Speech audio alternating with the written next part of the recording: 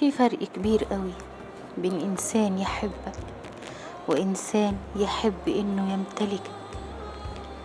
اللي بيحبك هيحب روحك، هيحب تفاصيلك، هيحب كل حاجة فيك، مش هيشوف غيرك في الدنيا دي. إنما اللي هيحب إنه يمتلكك مجرد ما هيمتلكك هيكتفي منك وهيجري ويدور على غيرك. فرق كبير قوي ما بين الاتنين.